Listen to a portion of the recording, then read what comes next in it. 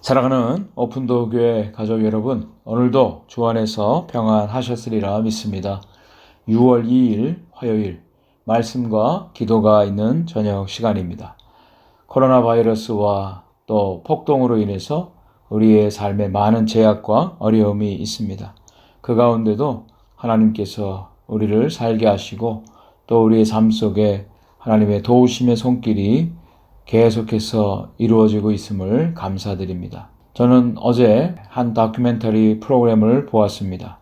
북한에서 탈출한 사람들을 한국까지 인도하는 일을 감당하는 한 목사님에 대한 이야기입니다.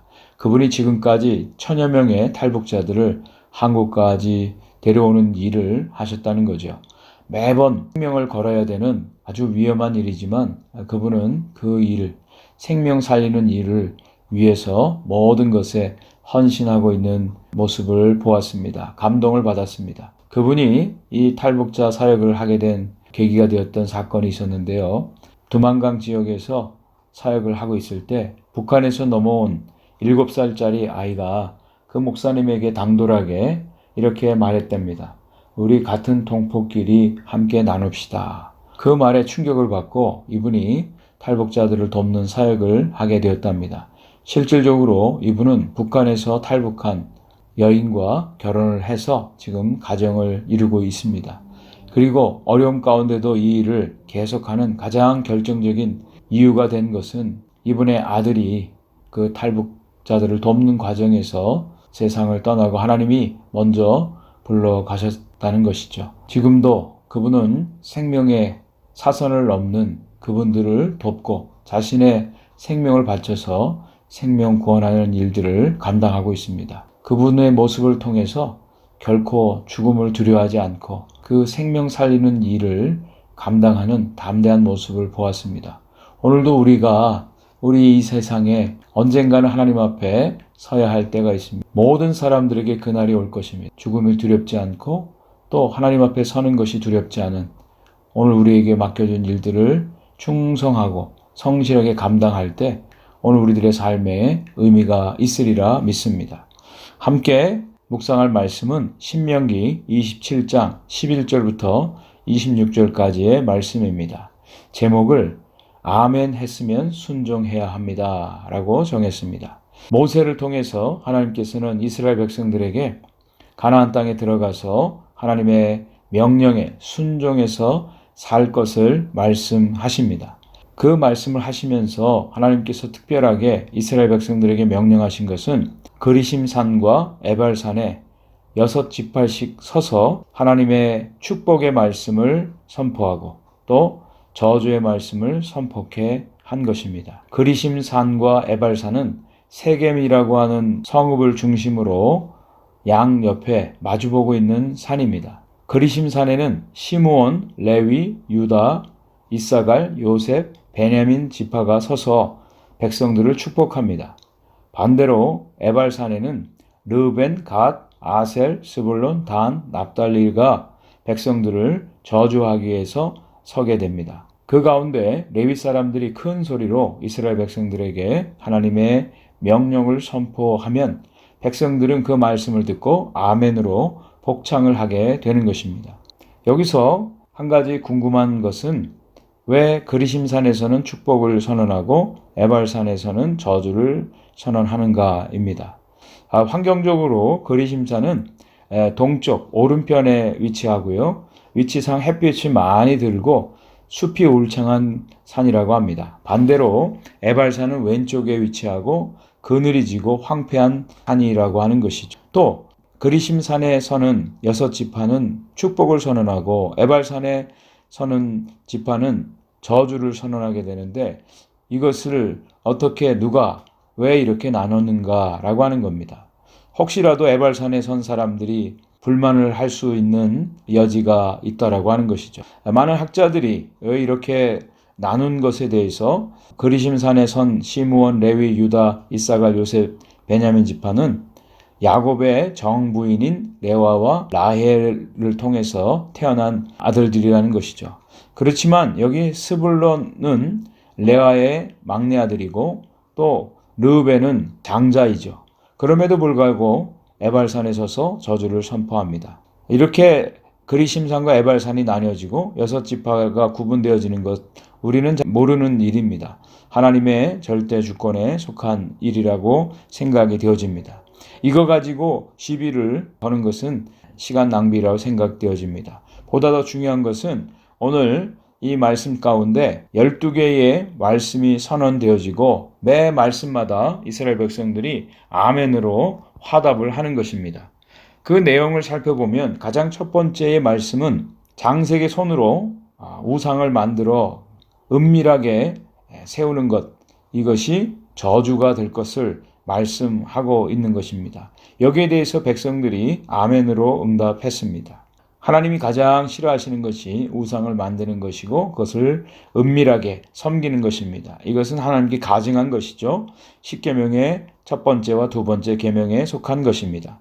두 번째는 부모를 경홀히 여기는 자는 저주를 받을 것이다 선포하고 백성들이 아멘했습니다.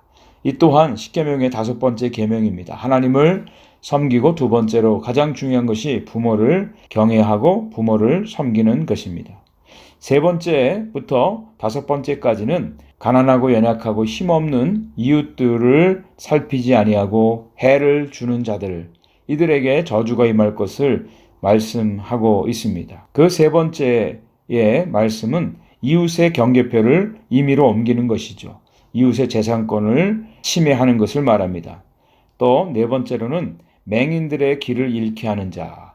당시에는 사회적인 환경이라든지 비위생적인 삶 때문에 이 맹인들이 많았다고 합니다. 맹인들의 길을 안내하는 것은 둘째치고 길을 잃게 하는 것, 이것은 남에게 해를 끼치는 아주 비열한 행동이기 때문에 저주를 받을 것이다 라고 하는 것이죠.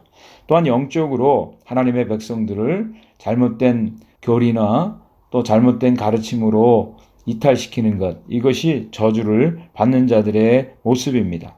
다섯 번째로는 객이나 고아나 과부의 송사를 억울하게 하는 자, 가난하고 힘없는 연약한 이웃들에 대해서 불의를 행하는 것, 저주받을 일이라는 것입니다. 그리고 여섯 번째부터 아홉 번째까지는 성적인 문제를 다루고 있습니다. 당시에 가나안 족속들이 가지고 있었던 근친 상간이나 수간이라는 것은 짐승과 교합하는 것이죠. 성적인 타락의 모습을 너무나 적나라하게 표현해 주고 있습니다. 이러한 자들이 저주를 받을 것, 여기에 대해서도 백성들이 아멘으로 복장을 하였습니다. 그리고 열 번째는 이웃을 암살하는 자가 저주를 받을 것이다 라고 말씀하고 있습니다. 의도적인 살인은 행위를 말합니다. 그리고 11번째는 무죄한 자를 죽이기 위해서 뇌물을 받는 자, 이 또한 살인죄에 해당합니다. 무죄한 자, 고의적으로 뇌물을 받고 무죄한 자를 죽이는 행동들, 이것에 대해서 저주를 선언하고 있습니다. 마지막 12번째가 율법의 말씀을 실행하지 않는 자가 저주를 받을 것이다. 네, 모든 것들을 다 포함해서 하나님의 말씀을 실행하지 않는 자, 불순종하는 자들에게 임하는 저주를 선언하고 있습니다. 여기에 대해서 백성들이 아멘으로 화답을 하는 것입니다. 오늘 이 말씀을 통해서 우리가 알게 되는 것은 우리의 삶에 여러 가지 어려운 일들이 있을 수 있습니다. 하나님이 심판하실 수 있습니다. 그런데 그 원인이 하나님께 있는 것이 아니라고 하는 것입니다. 축복과 저주가 우리 앞에 있는 것이죠. 분명하게 이스라엘 백성들이 여기에 대해서 아멘했습니다. 이 아멘이라고 하는 것은 진실로 그렇게 되기를 원합니다. 과연 그렇습니다 라고 동의하는 것입니다. 마치 오늘날 계약서에 사인하는 것이죠. 사인했다면 거기에 대한 순종의 의미가 분명히 있을 것입니다. 나중에 딴소리 할 수가 없습니다. 축복과 저주가 우리 앞에 있습니다. 분명히 하나님의 말씀에 대해서 아멘까지 했습니다. 여기에는 약속을 지키는 의무가 따라오는 것입니다. 모든 원인이 우리에게 있다는 것이죠. 하나님께 블레임할 수가 없습니다. 오늘도 우리가 하나님의 말씀을 읽고 듣고 배우고 공부하고 말씀 앞에 우리가 동의했다면, 아멘했다면 그 말씀대로 이루어지는 것을 우리가 받아들여야 됩니다. 하나님 앞에서 우리가 정직하게 나아가야 될 것입니다. 하나님께서는 축복과 저주를 우리 앞에 놓고 그 선택이 우리에게 달려있음을 말씀하십니다. 오늘도 주님의 말씀을 온전히 따르고 순종함으로 하나님이 말씀하신 저주가 아니라 하나님이 약속하신 하나님의 영원한 생명의 복을 누리는 우리 모두가 되기를 간절히 소원합니다. 오늘 말씀과 함께 우리가 기도하겠습니다. 우리 삶에 분명히 축복과 저주가 있습니다. 우리가 하나님 말씀에 순종할 때 하나님이 약속하신 복을 주실 것입니다. 그러나 불순종할 때 따르는 저주에 대해서는 우리가 책임을 져야 됩니다. 하나님 말씀에 온전히 순종하고 따르는 우리 모두가 되게 해 주옵소서. 기도해 주시기 바랍니다. 지금 우리 미국 가운데 일어나고 있는 코로나 사태와 폭동들, 여러 가지 어려운 문제들 하나님께서 다스려 주시고 이 모든 것들이 하루속히 끝나고 평안하게 주님을 섬기는 그날이 오게 하여 주옵소서. 또 이번 주일날 우리가 예배당에 모여서 예배하는 모든 예배 가운데 하나님의 은혜가 넘치게 주옵소서. 함께 기도하겠습니다. 하나님 아버지 감사합니다. 오늘도 주의 말씀을 허락하여 주셔서 감사합니다. 이스라엘 백성들에게 그리심산과 에발산에 서게 하시고 축복과 저주를 선언케 하시며 또 그 말씀들에 대해서 아멘으로 화답하게 하셨습니다. 분명히 아멘 했을 때는 책임이 있습니다. 하나님 주의 말씀에 순종하게 하옵소서. 주의 말씀을 그저 귀로만 듣고 끝나는 것이 아니라 마음에 새기고 그 말씀에 순종하는 우리 모두가 되게 주옵소서. 하나님이 약속하신 복을 우리 삶에서 누리는 우리 모두가 되게 하여 주시옵소서. 이 땅 가운데 벌어지고 있는 이 코로나 사태와 또 폭동에 대해서 하나님 주의 손에 모든 것을 맡겨드립니다. 저희들은 힘이 없습니다. 주의 긍휼하심을 바랍니다. 하루속히 이 모든 사태가 진정되어지고 주 안에서 회복의 은혜가 있게 하시고 평안케 하셔서 주님을 온전히 사랑하고 섬기고 이웃들을 섬기는 우리 모두가 되게 주옵소서. 이번 주일 예배당에서 드려지는 예배 가운데 하나님이 함께 해주셔서 주의 은혜가 넘치고 주님의 살아계심이 주의 영광이 나타나는 축복의 시간이 되게 하여 주옵소서. 예수 그리스도의 이름으로 간절히 기도 올려옵나이다. 아멘.